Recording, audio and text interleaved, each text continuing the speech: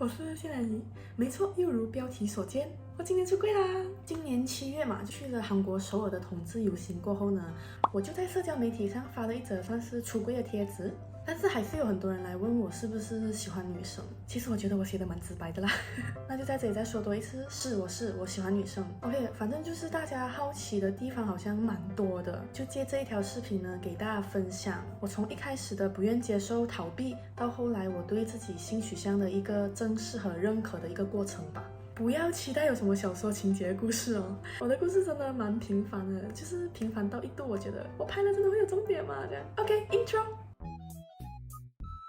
在整个故事开始之前呢，就给大家先放上一条时间线，就大家听好不会那么乱，因为我记得在整理的时候我也蛮混乱的。OK， 我现在先把时间线拉到10多年前，哇，好久。那时候呢，同性恋这个话题其实不是那么容易在日常可以聊起来的主题嘛。我觉得它甚至已经算是一种禁忌词，就大家提起好像都蛮小心翼翼的这样。那我也要说明一下，我这个人呢，从小到大其实算是成长在一个觉得恋爱结婚呢就一定要是男女的这样一个环境。反正我自己就会觉得男女是一个很理所当然的状态啦，所以以前真的是没有去想那么多。在我第一次接触同性恋这个词的时候呢，它是跟有病啊、恶心啊、不正常这些负面单词连接在一起了，所以那时候的我很自然的就被灌输了一种同性恋就是不对的，是不正常的这样。我在这里也要承认一个过去，就是我以前因为这样的只言片语呢，就成了恐同的一员。讲到这里，我也想说一下，其实我觉得或许很多人跟我一样，大家对一件事情的看法呢，很多时候都来自于你接触它的第一印象，或者周边环境对它的态度。我们在接触了过后，又没有自己特地去了解的话，最后我们就真的只能以我们所听到的东西去判断一件事情。所以可以说，我其实是一直带着偏见在成长的。好，那你们在知道我这样的一个环境背景下，我们把这个时间线拉到2021年，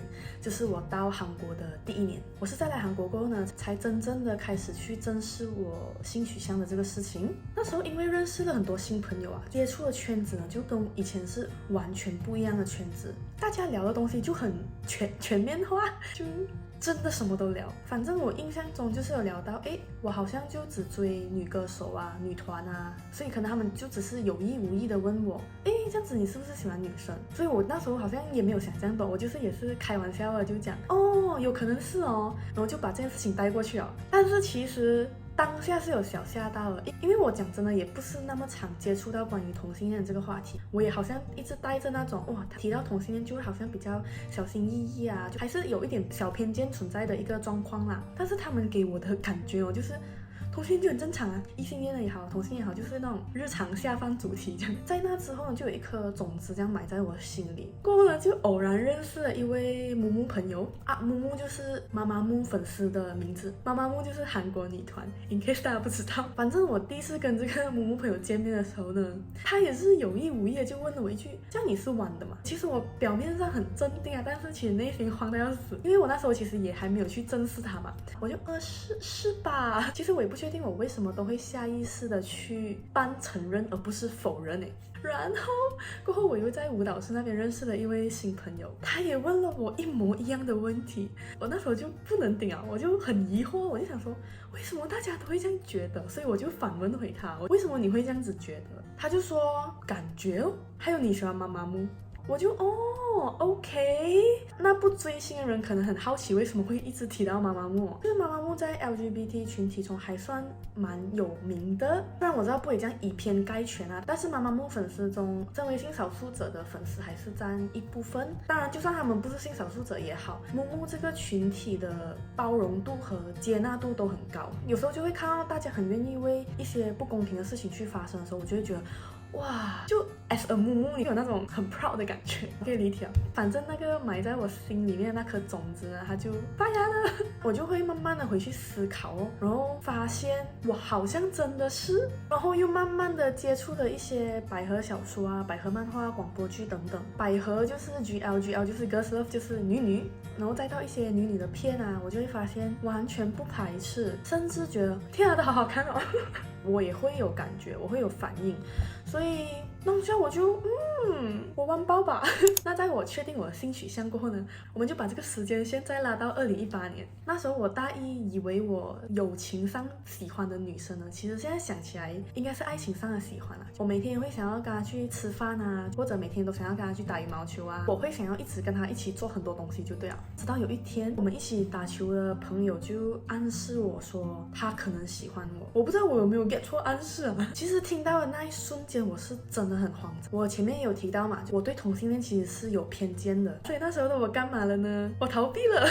我就装傻哦，因为我真的不知道要怎样 deal with 这个 situation 啦。我们没有闹翻，没有闹不愉快，就是我自己单方面的慢慢的就减少联络啊，自己慢慢的疏远，就最后断了联系这样啊。垃圾人。好像我会远离他的原因呢，不是我怕他是同性恋，是我怕我自己是同性恋。我觉得我那时候也有意识到我对他的那一份感情是已经超出友情那条线了的啦。总之就是自己不愿意承认跟不愿意接受而已啦。但是你要问我遗憾吗？后悔吗？其实也还好。就如果按照当时的那个我们就算真的就这样在一起了，我不觉得我们会走到很久，因为我觉得当时我没有那一份勇气和担当去面对自己。所以在我在韩国确认我自己性取向过后，再重新回看这件事情的时候，原来这个事情在那么早其实就已经有苗头啊，只是当下的我就选择了逃避。OK， 那我们又把时间线拉到我确认自己的性取向过后跟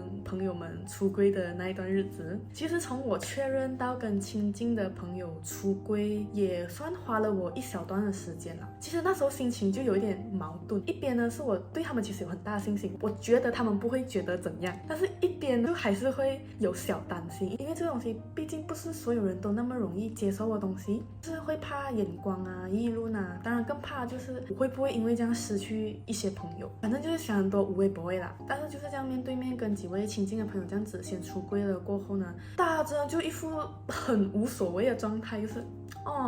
所以那时候就其实蛮感动蛮开心啊，因为就觉得自己没有交错朋友这样的感觉。然后我也因为是在韩国留学嘛，那肯定就是有很多机会去认识新朋友。我要先声明一点哦，我真的没有特地说我想要找性少数者群体的人当朋友这样，但是不知道为什么在我确认过后，甚至确认之前，我所认识的人在韩国啊，可能60%到70%都是弯的。我印象最深刻的就是有一次我们去追星，那张桌子有8、9个人，然后有我和我本来认识的2位朋友，再加上一堆真的是第一次见面的人。你知道那时候整场最值的东西是桌上的那几双筷子，反正我现在想起来就觉得哇，怎么会这样子啊？难道真的有什么所谓的磁场吗？久而久之，我在这样的环境下呢，我自己也会慢慢的觉得，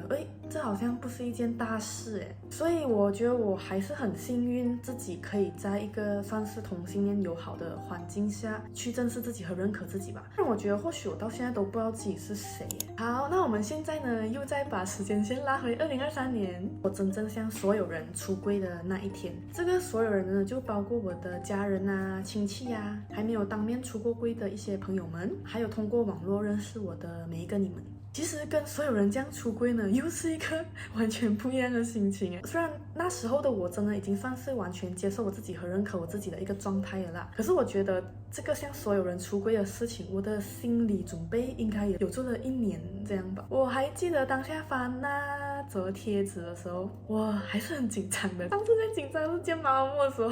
反正就是这则贴纸发出去以后呢，有一些还不知道的朋友就有一点小意外，是没有想到我是同性恋这样。后面会提起为什么他们会觉得我不是，再加上我前面提到的在韩国的朋友呢，基本上全部都已经提前知道我的性取向了啦。当然在马来西亚的几位朋友也是提前知道的，所以朋友这里反而就没有什么太大的反应啦。然后也有特地发信息说很为我开心的人啊，所以我看到这些信息的时候，我也是很开心啊。我的家人亲戚方面呢，确实这个是大家出柜会顾虑比较多的部分啦。除了我的妹妹啦，爸爸妈妈、哥哥姐姐啊、亲戚啊等等，都是跟你们一起在看到那个贴纸的时候一起被告知了。虽然我不懂他们有没有提前 sense 到这件事情啊，反正就是我的 Instagram 呢是会同步去我的 Facebook 的。我妈当时就只是按了一个 love 的 reaction 这样，我爸爸就是看到而已，但是他就跟平常一样，什么东西都没有什么反应的。反正当下的我其实有在等他们的信息，但是呢，就真的没有人来问我，我就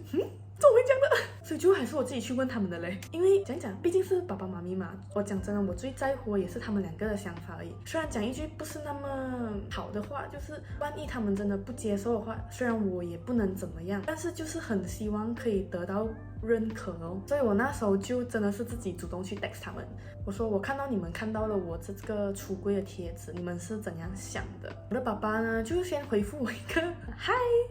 哈密苏，我猜他可能当下是想要 pass 掉这个话题，还是他真的没有看到，我不知道啊。我就不给他带过这个话题了，我就继续，我就直接讲，就是关于我喜欢女生这件事情，你是怎么想的？那时候是大晚上了啦，所以他是隔天早上才回复我。环境改变思维，心态决定一切。我其实到现在还是不懂什么意思啊，反正我就OK，爸爸篇就到这里 end。我就到我的妈咪，我妈咪就是说，异性恋也好，同性恋也好，不分性别，只要你们两个人是互相相爱的，我们都会全力的支持你们这样。不过回来马来西亚过后呢，我其实在吃饭的时候，我也是有当面问过他多一次，我就问他说，我上次这样子写我喜欢女生啊，亲戚那边啊，还是你的朋友们有没有说什么？因为我的 Facebook 其实就是有很多亲戚朋友嘛，然后也有一堆我妈咪的朋友们，就是 Facebook 对我来说就是给认识我的长辈们 update 近况的一个平台了 ，OK？ 反正用我妈咪的原话就是，哎呦，都什么年代了啊！那一瞬间，我好像就意识到，我可以这样毫无畏惧的去做自己。其中很大的一个原因呢，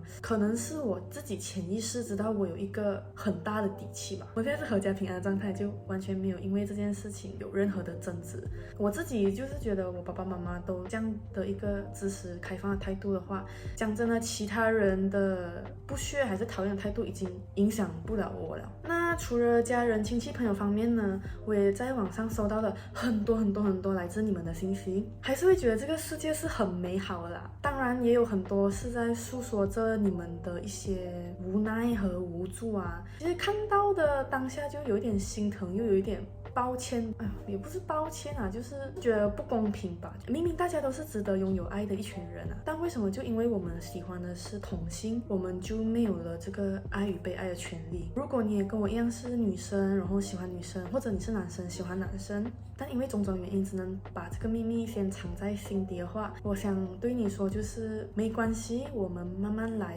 现在真的有很多人在为这件事情奋斗，也有很多人在你看不到的背后呢默默支持着我们。所以我希望你可以答应我一件事情，就是在你觉得很痛苦的时候，你要永远记得，在这条不那么好走的路上呢，你永远都不会是一个人。 OK，我帮你答应了。那当然我也收到很多人身攻击的信息啊，或者一些比较侮辱性的信息，就会让我觉得很莫名其妙。因为这些人我都不认识耶，我就关你屁事啊，你谁？我觉得躲在网络后面不尊重他人的你们更可怕嘞，干。那如果你刚好也处在一个对同性恋还不是很能接受的状态，或许你真的可以从了解开始，可能你就会发现，好像不是我听到的这样，好像也不是我想象的这样。因为我自己也知道，就如果你讨厌一个人或者一个东西，但是他整天会出现在你面前，这样换来换去的话，你的心情也会很不好嘛。那不如就尝试看看，减少一些恨意，活着，或许可以收获更多的幸福快乐哦。OK， 那刚才就有提到几个朋友就觉得蛮意外嘛，就是关于我是同性恋这件事情，我们就把这个时间线又拉到我的中学时期，就大概15岁的时候，混乱死你们。因为我其实在初中的时候呢，就真的有很多玩得很好的男性朋友，其中也有几位是讲过要在一起的人。OK， 反正我记得我们的那种在一起呢，就好羞耻哦这件事情。我们的那种在一起呢，我印象中我们连手都没有碰过，顶多就是去外面吃个饭，然后一起打个球这样。我也不是很记得，好像是没有到1个礼拜，然后就被分手，也没有觉得伤心还是怎样，就是隔天还是可以继续做朋友这样。人生黑历史，我觉得真的有走心，应该是15岁那一年有一个互相喜欢的男生啦。我们的感情真的很不错，但是最后就没有步入那个恋爱阶段，是我这里的问题，但是我不确定是不是因为我的本性还是其他的问题，因为我现在其实也回不去探索我当时的内心状况了嘛。OK， 然后15岁以后呢，我觉得我好像就没有再喜欢过一个人。大学那位女生不要提了，因为我也是2年后才后知后觉。然后大家应该也知道吧，就是高中时期啊，大学时期啊，其实是大家最想谈恋爱的那个阶段嘛。那我自己反而就是在上高中和大学过后呢，对恋爱越来越无感，就真的不会有想谈恋爱的念头，这样就可能有一瞬间觉得 OK， 我不可以这样子单到我长大吧，就想说啊，不然 try 一下好了。可是就真的是不行，所以慢慢的我就真的没有了要谈恋爱的想法。我其实那时候纯粹以为我就是一个钢铁直女啊，就是刀枪不入，再加上我有15岁喜欢过男生的这样一个经验，所以那时候自然而然的也没有去往喜欢女生的这个方向想。现在我又这样回想来看的话，会不会其实不是我对恋爱无感，而是因为以前的我不知道嘛，才会对这种一男一女的恋爱无感这样。当然这也只是我的一个小推测，毕竟我也不知道10多年前的我到底在干嘛。反正这个就是我的一段小过去啦，就分享给大家娱乐一下。好啦，这应该就算是我的一个自我觉醒之路了吧。我的人生差不多要被你们看惯了，好长哦这个影片，但是还没有结束哦。我知道现在人的集中力很糟糕了，大家可以自己中场休息一下，或者改天想起来再继续回来看后面的部分也可以。好啦，接下来呢就是 Q&A 环节。我这样统整的看了一下，我发现最多人问的好像是我的理想型。大家为什么对我的理想型那么好奇？如果你要按爱豆标准的话，丁黑人吧。我自己觉得我现实中好像比较吸引我的人都是运动细胞比较好的人。其实这个问题有一点难诶，我好像也没有真正去想过我的理想型这样。那如果以我喜欢过的那位来看的话，他给我的感觉就是他是一个很自由的人，他不会被很多所谓的框架束缚着啊。重点，他跳舞，会打羽毛球。我现在跟羽毛球结婚会比较快。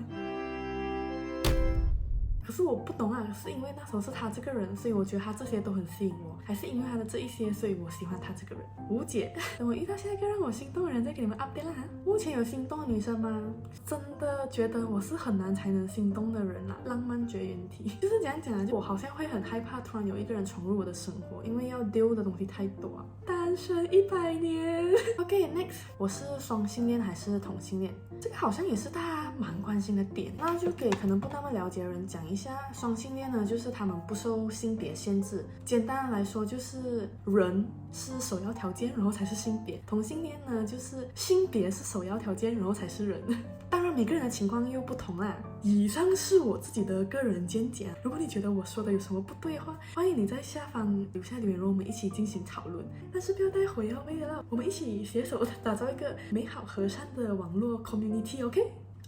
其实我一开始意识到我喜欢女生的时候呢，我也以为我是双性恋，因为毕竟我有初中那些很辉煌的经历。然后有个朋友就推荐我一个很直接的方法，未成年的朋友们请跳到下一题，谢谢。看到吗？他就是推荐我直接去看片，你可以看女的片，你也可以看男女的片。那要怎么判断的话呢？就以我自己的经验来讲的话，看女的片不会让我有不舒适感，看异性的话我就会有一点小小的不舒服啦。所以我觉得我自己应该是偏同性恋的啦。OK， 这里有一个 extra 的问题，如果你有相关经验，欢迎你一起在下方讨论看看哦。下一个，我是双性恋有女朋友，可是一直被身边人讲很恶心，我该怎么跟他们说？双性恋不是谁都喜欢。其实我觉得这个也是一个需要被改善的现象啦。社会呢本来就已经对我们这一群人有很大的偏见，但偏偏我们这一群人还要在里面搞鄙视链。我就觉得真的有必要吗？那些所谓的定位真的有那么重要吗？我们为什么要在一条已经不那么好走的路上，又给自己的同伴加上很多不必要的障碍物？我知道放下偏见其实没有想象中那么快那么容易，只要你意识到你原来是带有偏见的话，那就是你放下的第一步了。当然我也不能这样坦荡的讲我对每件事情都不带有任何偏见，我也肯定是有的，但是我也在努力中，所以大家一起努力就可以让这个世界更美丽。押韵呢。下一个问题，要怎样确定自己的性取向呢？不确定自己到底是不是？我希望大家就不要就是带着那种我想要知道自己是不是同性恋，然后就随便找个同性来试。如果你是想要试性生活，然后双方是同意的意愿下，我当然没有话讲。但是如果你是单方面的想要去测试自己的话，话，那对那一位被你拿来做实验的对象就真的很不公平耶。我觉得这种东西呢，时机到了你自然就会知道了。我觉得怎样都好，是不要以伤害别人为前提下去确定自己。谈对象的话，会希望从朋友开始，还是觉得朋友变成恋人会很奇怪？还有对身边的哪位有过一丝丝想发展下一步的想法吗？以我目前的状况呢，是不可能有现在的朋友变恋人的啦，因为我的朋友也就来来去去那几位吧，我就算不嫌弃他们，他们也会很嫌弃我的。在目前的想法就是，我感觉从朋友做起，对我来讲会比较有安全感，有一个互相认识和互相了解的阶段。But 呀，谁知道呢？等下我闪电。很想喜欢女生，因为现在男生都太隔离普信男了。女生永远都不是第二选项，而且我觉得这个东西它不是你想喜欢就能喜欢的，因为有些人真的就是生理上或者心理上只接受同性或者异性啦。我觉得你只是没有遇见很好的那个他而已啦。那可能未来你也会遇到让你心动的女生，到时候再喜欢也不迟哦。因为朋友知道我的性取向，但是因为异性恋朋友、同性朋友就会把我对朋友的身世而误会我喜欢他们。我自己的朋友莫名出柜，莫名其妙一直问你是不是喜欢我，但是不代表同性恋就是喜欢所有同性。OK， 这个问题呢，我也遇过。超白目啊！你在异性那边没有 market 的话，你在同性这边也不会有 market 的啦，气死我！其实这件事情呢，你绕一个圈回去原点看，你会发现其实还是因为偏见的问题。如果你脾气是一个很好，还有耐心人，你可以慢慢去跟他们解释，其实我们不是喜欢所有同性，我们也是有眼光的。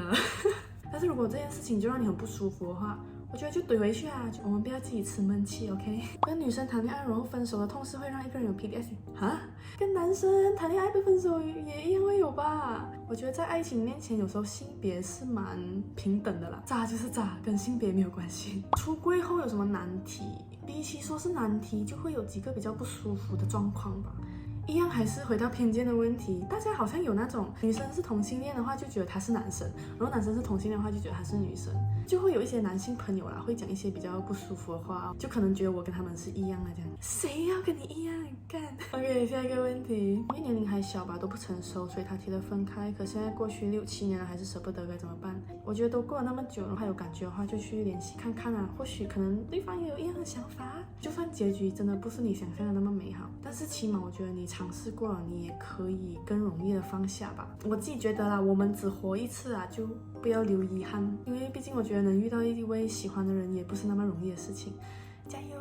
陈的话跟我讲 ，next，有没有玩热拉之类的社交软件，就是交友 app？有玩过。当时在韩国的时候认识了很多 les 朋友，然后也有很多 les 情侣们，然后他们大多数都是在网上交友软体遇到的。然后你懂啊，你身边人在谈恋爱，你也会蠢蠢欲动的嘛。那时候就有被安利下过几个啊。但是，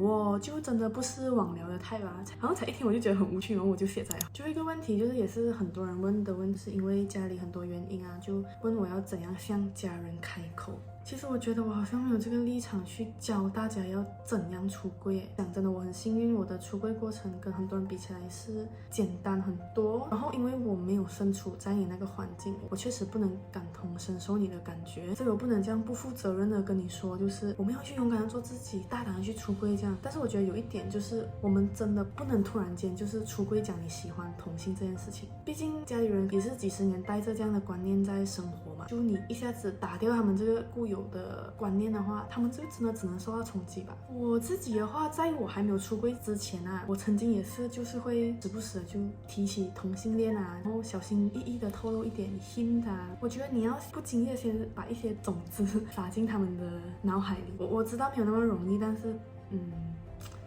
对不起啊，这个问题真的好难哦。我不负责任，先撇开这个问题啊。如果万一现在看着这个影片的你刚好是爸爸妈妈，然后可能现在因为自己的孩子是同性恋而感到困扰啊，其实我知道站在你们的立场呢，你们是以爱孩子的这个事情为出发点的嘛，所以第一反应不能接受，可能就是知道这条路会很难走啊，就怕我们未来会很不幸福、很不快乐等等。其实这些事情我们自己也知道，就是这一路上我们会遇到很多风风浪啊，也会收到很多来自他人、来自社会的一些评判。我们也是人，当然我们也会不好受。但为什么我们还是愿意去走这条路呢？是因为我们知道，只有我们走上了这条路，我们才可以真正的做回自己吧。我觉得人只要可以真正做自己，那他一定就会是一个幸福快乐的人。其实我们要的真的就是你们的一个小小认可与拥抱而已，这样就足以让我们有这个勇气去对抗整个世界，因为你们就是我们最重要的人嘛。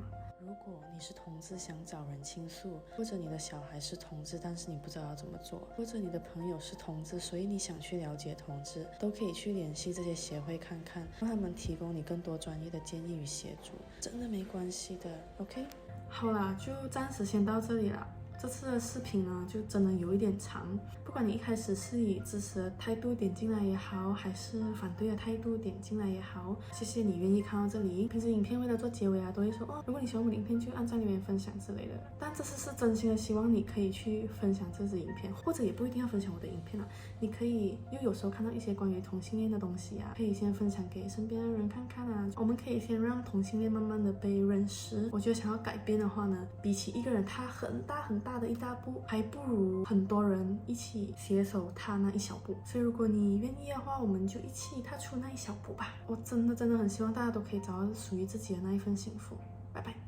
哦耶。